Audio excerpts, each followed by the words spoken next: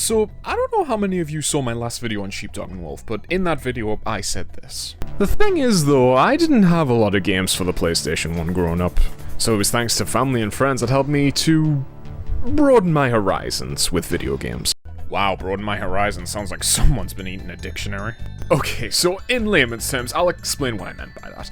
So, back when I was a kid, we didn't get new games on a regular basis. I mean, 9 times out of 10 it was during birthdays or Christmases where we actually got new games to play, and even then, I didn't take very good care of these games. I mean, oh god, the amount of discs that are scratched and unplayable are probably too many for me to count. Jesus. For example, here is the current state of my old Sheepdog and Wolf disc. Yeah, to all you game preservationists out there, I'm very sorry. So, yeah, the TLDR of that story was just to paint you a picture of what my experience was like back when I was a kid. Yeah, I had my own collection of video games, but I'm sorry, nothing would beat the rush of just going to a friend or family's house and experiencing a new game or franchise that you have never experienced otherwise. In fact, I remember one day we were visiting them, and I remember my older cousin playing Resident Evil 2 on the GameCube, and I just remember watching that and thinking, my god, it was so different from the games that I was playing back when I was a kid. I've probably said this before, but I grew up on Crash, Spyro, and a few, licensed kids' junks, probably from Disney now that I think about it. It was mainly cutesy, colourful platformers where the characters, instead of, dying a horrible, painful death, they just faint, or they lose a life and they're right back up without any injuries or scars. So imagine me going from, oh wow, Pluto, look at these wonderful, colourful worlds we're running around, it's so lovely and carefree, haha, to...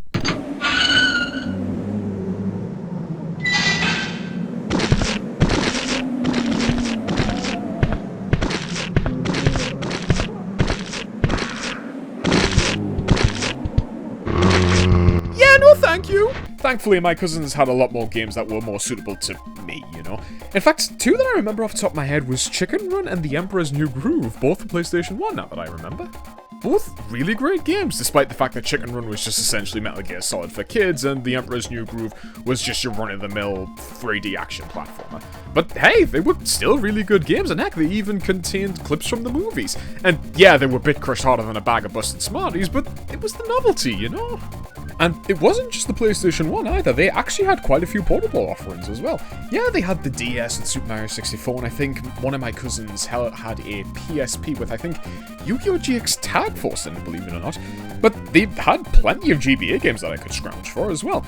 And if I remember correctly, I would always bring over my Game Boy Advance SP just so I could pop in their copy of, I think Mario Kart Super Circuit it was, the one in the Game Boy Advance. I'll have to double check that. Well, lo and behold, one night I found a new GBA game of theirs. One that I've never played, let alone recognize. I do remember actually making a good amount of progress in that game, but I never got the chance to finish it. And I know what you're thinking. Why this game over all the brilliant games we've had over 2023? Let's just say it's a 20-year mystery that I've been keeping on the back burner for 20 years, I guess. And if you've seen my thumbnail, you'll know exactly what it is. So, enough chatter. I'm gonna start the intro now.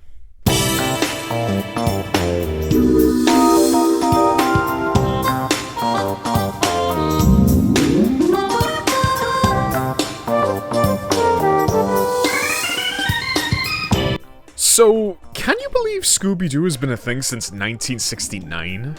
I find it quite fascinating how a series as simple as a group of teens solving mysteries with a talking dog has lasted for over 50 years and is still going.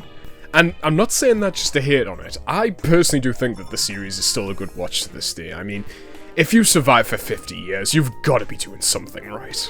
But to me personally, I don't think the series entered true mainstream appeal up until the new millennium, the 2000s basically. Now that was the best time to be a Scooby Doo fan. I mean, think about it, the show was getting a modern revival in the form of What's New Scooby Doo after over a decade of absence. We were getting some decent video games on the handhelds and the consoles, and heck, we even got to start the live-action movie lineage as well. For better or for worse. But if you were a Scooby-Doo fan like I was, you didn't just watch the main series, oh no, you also watched the absolute mountain of direct-to-film specials. And yes, while I do like the TV shows just as much, I'm sorry, these films were just quite frankly insane. Aliens, yetis, mummies, vampires, chupacabras, Loch Ness monsters, tiki demons, undead pirates, goblin kings, and even freaking zombies. These were the ones that I remembered, and I'm not saying that the TV shows are bad or in any way, shape, or form. Those are obviously a lot more grounded in reality, they have believable stories and motives for the villains, they're still fine, and yes, they're all still fun to watch. But the movies are the ones that you will remember, hands down. These movies just did not give a toss, and they had the full freedom to do whatever they wanted. Zombies from Zombie Island. Need I say more? So let's jump ahead by about 3 years. Scooby's already dealt with the undead, witches coming out of books, and even aliens. So where do we go from here? Cyberspace, apparently. Yeah, there's nowhere to go but up, I guess. But there's something that I always found kind of weird about cyberspace while I'm at it. Obviously, it's not the best Scooby Doo film. I'm sorry, I still think that Zombie Island is probably the best one out of the bunch. But out of all the films, out of the 4 films that were released as of 2001, why was Cyber Chase the only one that got a video game tie-in? I mean, yeah, it might be because of its video game theme, but what about the other movies? Heck, what about Zombie Island? Make it like a family-friendly version of Resident Evil. You know, tank controls. You know, you could have like Scooby snacks as like medical herbs to replenish Scooby and Shaggy's health. The ideas are there. It sounds like a good idea. No, wait, actually, I take that back. If I saw Scooby and Shaggy getting ripped to shreds by zombies, I feel like my childhood would die in an instant, so I'm just going to move on. Is that okay with everyone? Okay. So, upon booting the game up, we get the usual splash screens that come with these kinds of games. Yeah, we all know them. Trademarks by Hanna-Barbera, licensed by Nintendo, blah, blah, blah. The usual spiel. Oh, hello, this must be our developer for the game. Huh, okay, well, I don't recognize the name, unfortunately, but that's okay. A quick Google search can't hurt anyone.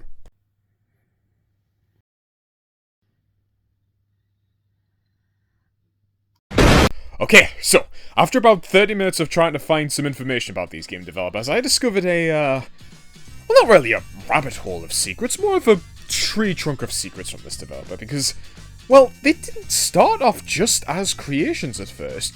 You see, back in 1986, the company was originally founded by ones Richard Kay and Mike Webb, who formed the company under the name Software Creations. They, alongside their small team, got their start in the games industry through, you know, just ports and budget titles, that kind of thing. But, luckily for them, breakout success was not too far away, because later that year they were tasked with porting Bubble Bobble to the Commodore 64. And yes, it's that Bubble Bobble, the one with the cute dinosaurs that breed bubbles and has quite possibly the bubbliest main theme I've ever heard in my life.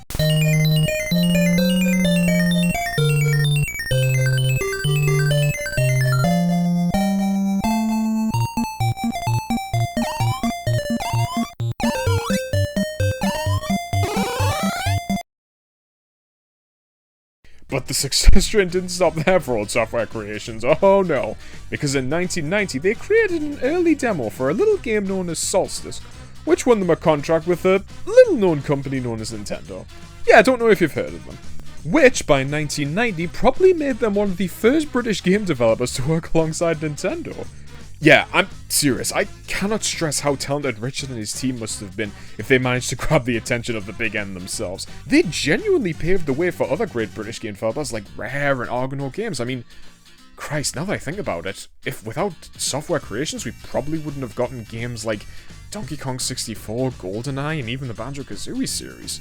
But yeah, I guess that's just really cool. I mean, honestly, growing up, I always thought that a lot of the games were made by, you know, Japanese developers or American developers, but no, there are game developers that exist in Great Britain, guys. I mean, you just have to do a little bit of searching, and yeah, I don't think there's many nowadays as there were back in, like, the, you know, the 90s or the early 2000s, but hey, if this isn't proof, then I don't know what is. Actually, while I'm looking at it, I wonder what other games they made. No! No, it's not that Silver Surfer, is it? Oh my god, it is. Well, I'll be damned. Okay, so ignoring their little smudge with Silver Surfer, I actually want to say something before we get into the main gameplay of this video, guys. So, in the description, I'm going to link a video from a YouTube channel known as RMC, who got the chance to interview Richard K about his time on the company and with Nintendo. Seriously, I think it's a really good watch, and if you want to learn more about the history and what Richard's experience was like back when he was with Software Creations, that is a really good watch. He goes into a lot of detail about his experience with the company, his time with Nintendo, all that kind of stuff. Okay, so I think I've rambled long enough on the intro. Let's actually get into the game now. Alright, CC. So, you've made a really good start, you've got a really good developer behind your back. Come on, give me a good first impression. What have you got for me?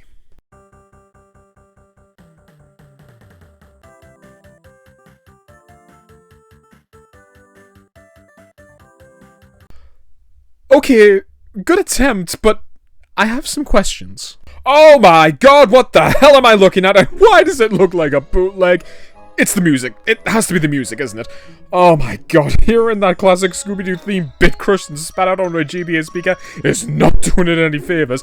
And I'm sorry, it has to be the title card as well. Look at it! Just look at it! It's literally just the Scooby Doo Cyberchase box art squished onto a 2.9-inch screen! And yes, I know what you're thinking. Well, Jolly, why do you care about a title card? That's not the most important thing for a game, is it?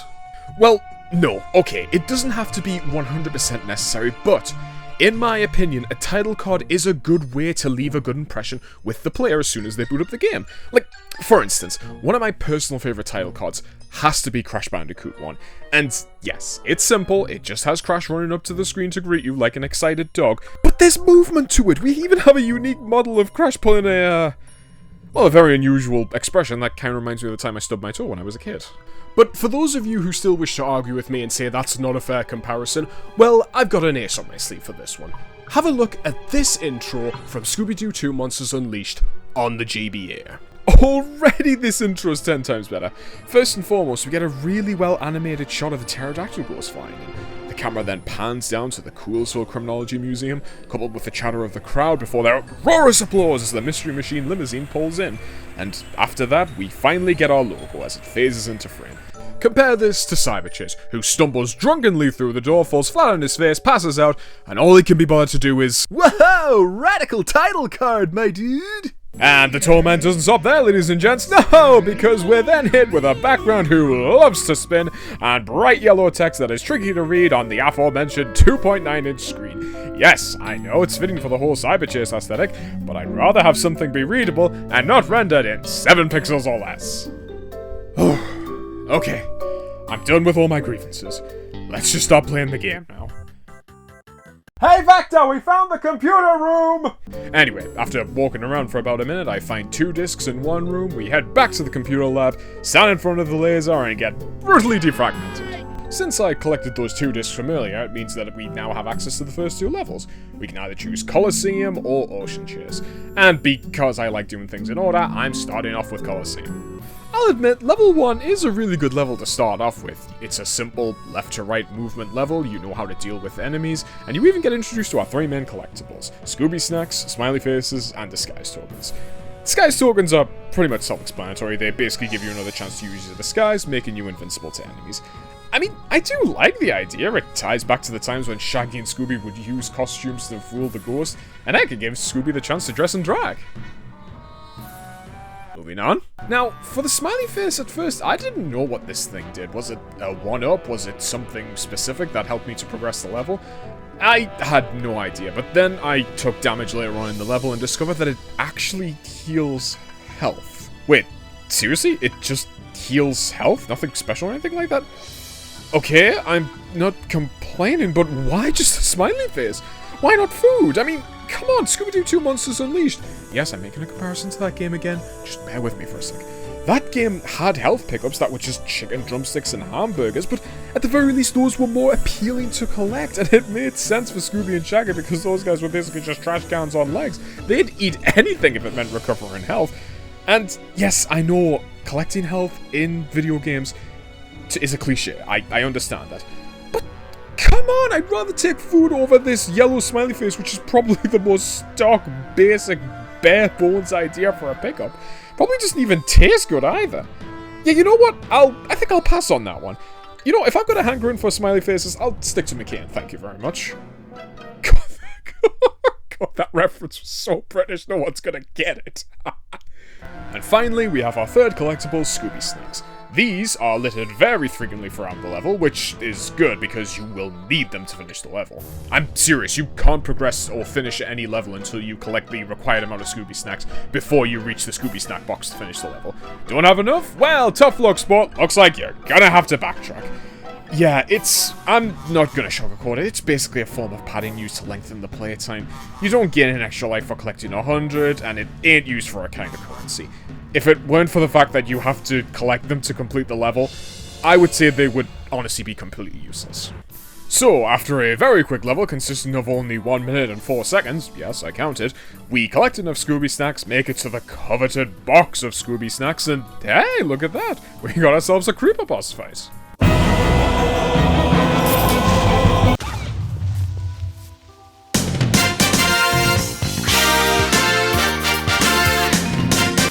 No, it's not that kind of creeper, it's this one.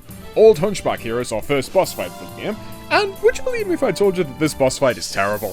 First off, he's an easy to avoid boss with a very big slow lumbering frame, which doesn't sound too bad in theory because, you know, that opens him up to attacks from the catapults that you can interact with. But for me, it somehow got a lot more complicated because he just constantly kept falling through the floor for me before the attack even lands. How is that missing? Old Hunchback here is literally just one giant shoulder. And that's not even the worst part. Do you remember that god-awful bootleg-inspired Scooby Doo theme we heard on the title screen?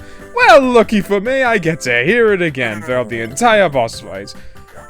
Oh, anyway, the creeper flies lazily off-screen when we defeat him without a decent animation, and Shaggy wears the dead-eyed moose head from the disguises. That perfectly summarizes my soul. Next up is Ocean Chase, throwing us onto a jet ski. Gameplay, though, is no different. You're still collecting Scooby Snacks and avoiding damage. But this time, you're avoiding thunder attacks from our good friend, Spindly Johnny. Now, place your bets, everyone. Am I going to struggle on this level like I did 20 years ago?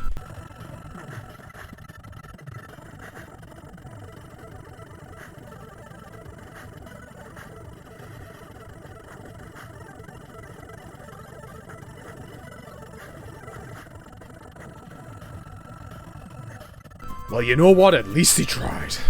Although, stay on this level for a minute. If you'll allow me to be a little bit positive here, I do like how each member of the gang wears a different costume for this level, with my personal favorite being Scooby wearing a snorkel, blue and yellow board shorts, and a pair of flippers on his hind legs. Yeah, that's all I've got to say. I just think that's really funny. Like, I mean, the funny thing is, he's a dog. He already knows how to swim. Why does he need a, a flipper? God, this joke has been stretched out for way too long. I'm just gonna move on with the rest of my script. Level 3 is Prehistoric Jungle, and oh no, it's a vertical level where you're encouraged to climb up trees to find a bunch of Scooby Snacks. Ugh. Look, I'm okay with vertical levels, but on the GB's dollhouse-looking screen, it gets really cramped, and I feel like I'm missing out on a lot of important bits of the level.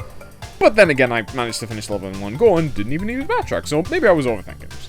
I must say though, this level has a really cool prehistoric remix of the Scooby Doo theme. And yeah, it kind of does its own thing afterwards, but you can actually hear the opening of the Scooby Doo theme played with what I can only describe as prehistoric instruments. But yeah, I like it.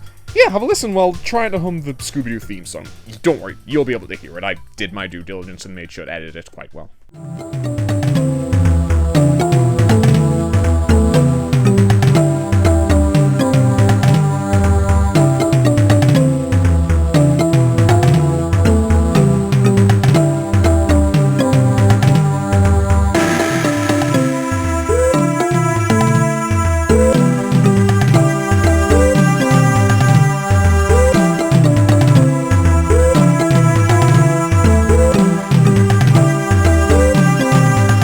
Well, after a whopping 146 Scooby Snacks collected, we've got ourselves another boss fight with the Gator Ghoul. And would you believe me if I told you he's easier than the Creeper boss fight, which was already testing my will to live? Yeah, you basically just have to deal with him by waiting for coconuts to fall and throw him back. Hit him 9 times and he Super Mario's himself off the screen. Level 4, Snow Chase.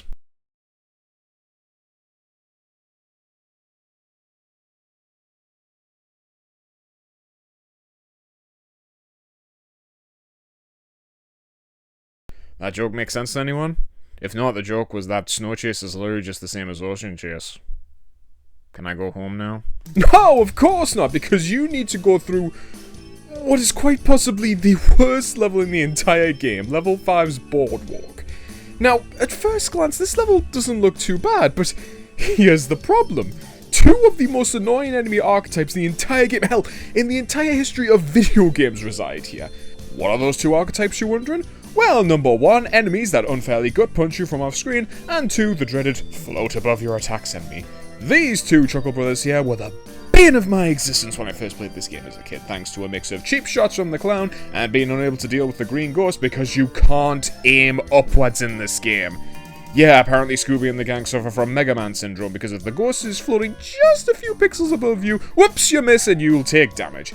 And while we're on the topic of green ghost being a pain in the clangers, what the hell are these hitboxes? I ducked, I still get hit, and I lose all my health. Although, now I guess it's a good time to let you guys know that this game apparently has a form of permadeath. Yeah, after the "oh no, you've been captured by the Phantom Virus" screen plays, I'm thrown back to the computer lab and Shaggy's just gone. Lost in cyberspace, I guess, and I have to continue the game as one of the other members of the gang.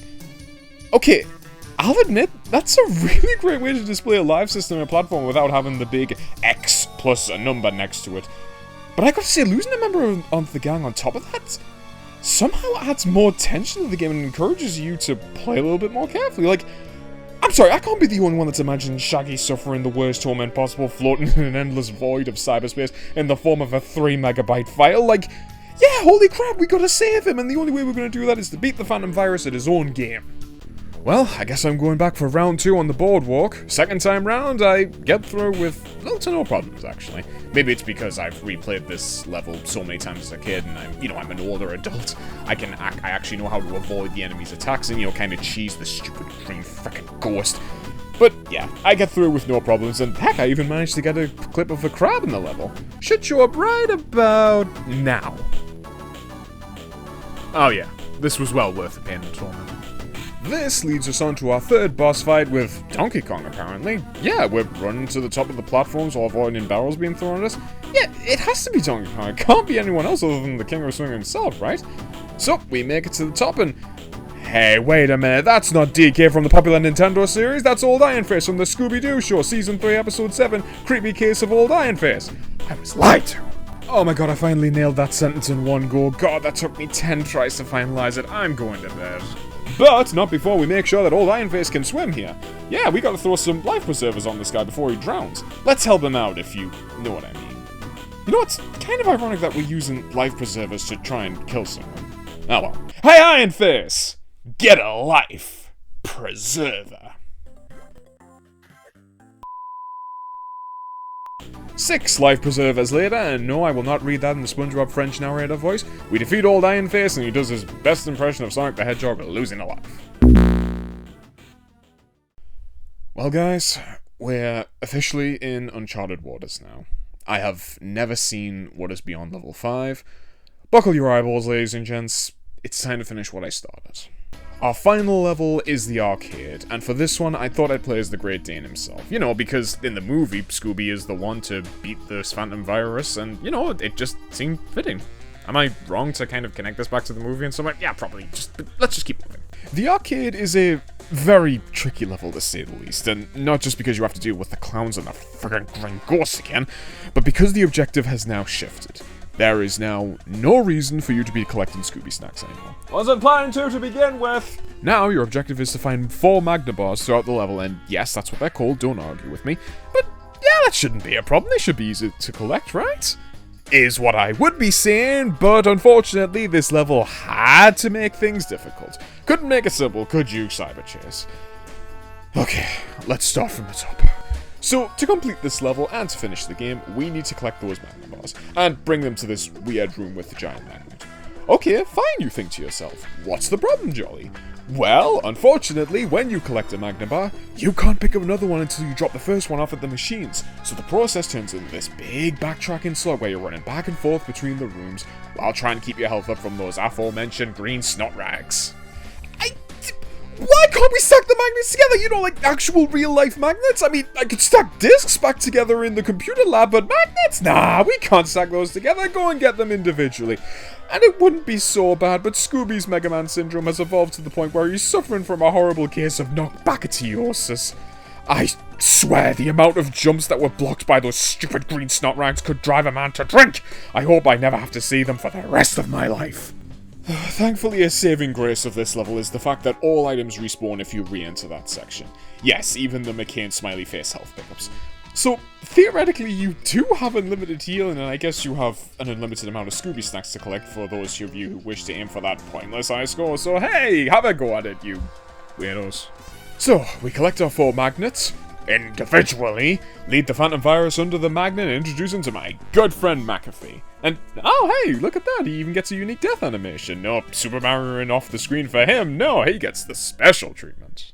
Whoa, that's a jump cut and a half, wasn't it? No decent cutscene showing the gang escaping from the game. Well, we just cut straight to our list of suspects, and we have to deduce who done it. Okay, well, I mean, I've seen the movie, I know exactly who did it, and heck, if you haven't seen the movie yourself, the game got the chance to add in this nice little detail on the arcade level. Well, he's throwing fiery baseballs, and from our list of suspects, who seems to love baseball so much that it's practically his only personality trait? That's right, it's the professor. I mean, look at those eyes. Those are some baseball fan eyes if I've ever seen them. Go on, take them away, officer. No, I'm kidding. It's Bill, obviously. What, were you expecting some freaking Elliot Noir levels of deduction and clue finding? Guys, this is a Scooby Doo game. Oh my god, actually, you know what? I've just thought of a funny little edit I can do. I'll be right back. Like, get away from him, Scoob. This is my case. Rut your rockin' mouth. Okay, so my Scooby Doo impression could use a little bit of an improvement, but yeah, anyway, I knew it was Bill before I even started the game, so I'm choosing Bill.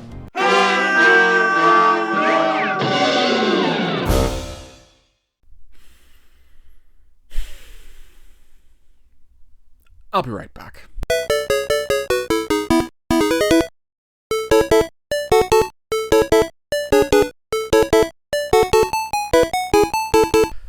Okay, game. Let's have a heart-to-heart talk for a sec.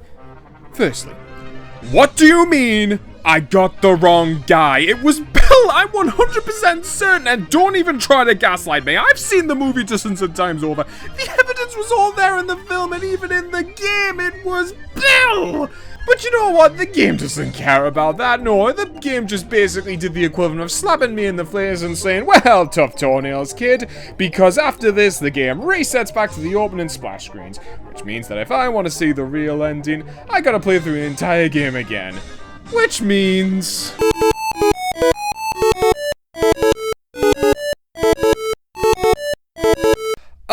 Hi everyone. So this is a second playthrough jolly, I guess.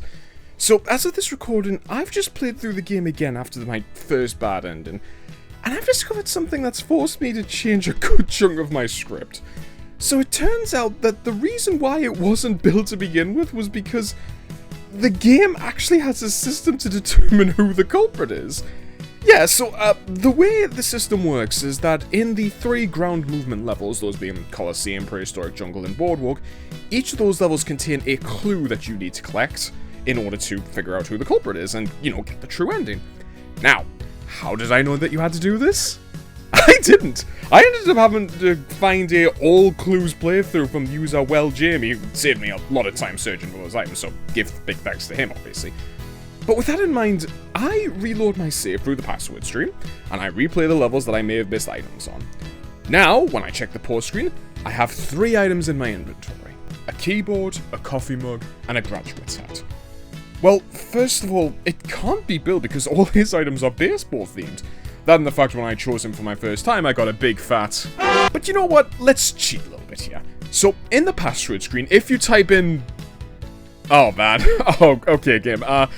I know you're trying to spell who done it, but to me, that doesn't look like who done it. That looks more like what's done want, I guess. But, okay. This password jumps us straight to the culprit screen. And if you pause the game, you'll notice that all 3 clues have already been collected. And I don't think I need to point this out, but I will anyway. Each playthrough you get will give you different types of clues depending on who the culprit is.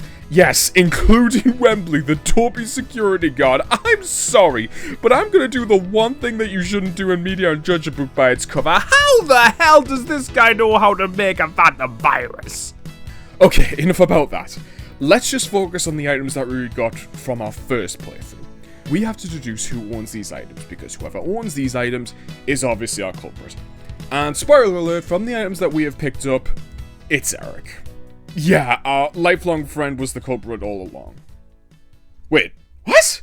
Wait, no, hold on. I'm sorry, game. That doesn't make any sense to me. Yeah, it's fine for the context of the game, and in the culprit briefing, it does make a believable case. It says that Eric may have created the phantom virus to scare Bill away and leave him with the sole winner of the prize money.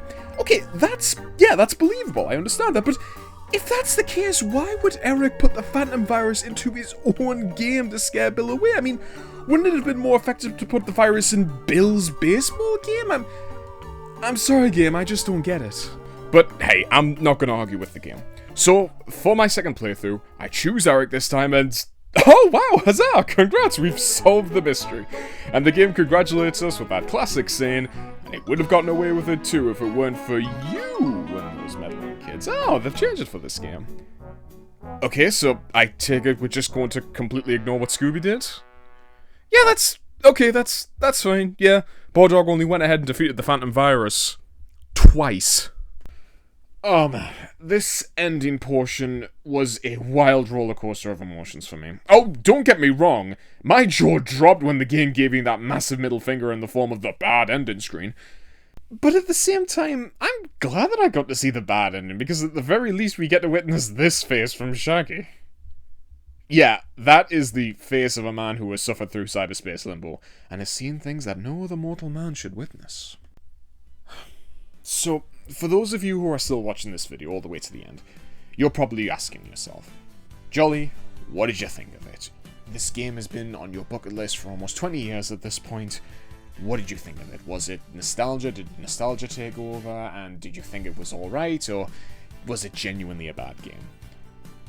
Honestly, it was just kind of meh, I guess. I mean, don't get me wrong, it wasn't unbearable, but it also wasn't brilliant either, and even then, the game wasn't too long to the point where the annoying bits or the bad bits got really annoying. It was the equivalent to ripping off a plaster. It stings, sure, but it was only for a little bit. And if I can go off script for a sec, I'm gonna be honest, I'm sorry, I can't truly hate this game.